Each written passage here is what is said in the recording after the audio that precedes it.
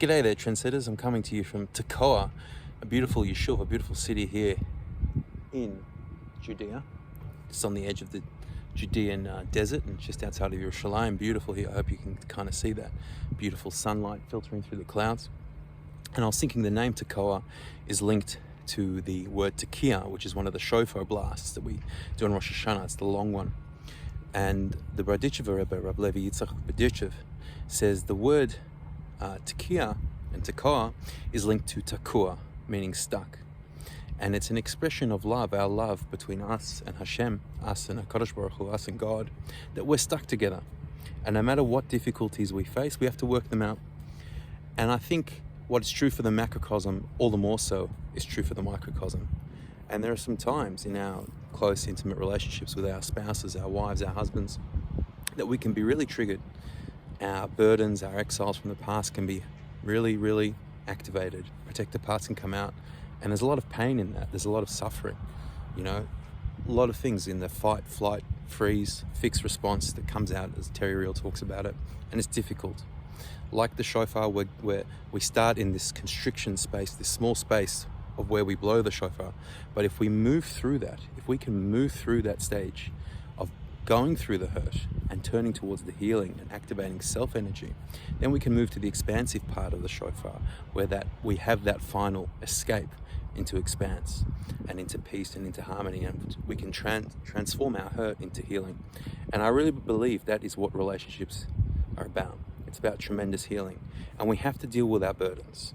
And increasingly what IFS is coming to discover, in other modes of psychology, is that we can even have to deal with unattached burdens, with legacy burdens, with some really dark and sinister forces that can come through to us.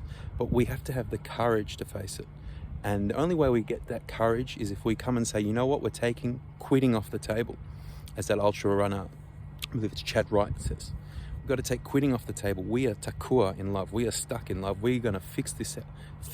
We're going to deal with it. We're going to heal. We're going to do whatever it takes to activate the self-energy that's needed to do the healing that is innate in us, to become connected, to become whole, and to become integrated in ourselves and then with one another.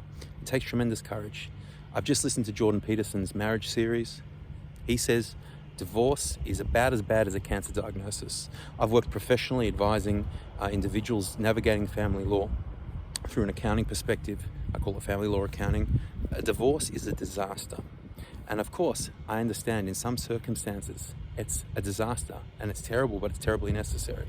Of course, it's sometimes necessary. But if we can take that off the table and we can say, you know what, we are going to then face whatever we need to face, as painful as it is, and we're going to stay stuck together and we're going to work it out, come hell or high water. The expansiveness that lays on the other side of the shofar, it's so beautiful, it's so amazing, and it will make all the suffering and that painful part of the healing process so much more understandable, and ultimately it's worth it.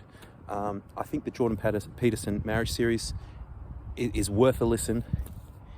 He's quite entertaining, quite provocative, but it's some excellent food for thought. But that's just an idea I wanted to share with you, the idea of saying, you know what, sometimes some of our parts can be coming and activated and saying, hey, it's time to throw in the towel. We've got to have the courage to say, you know what, no, we're going to press on further. We're going to do the healing necessary. We are stuck in this. We're stuck in this together. We're going to work it out. So sending you lots of love from the Holy Land. Yalla bye.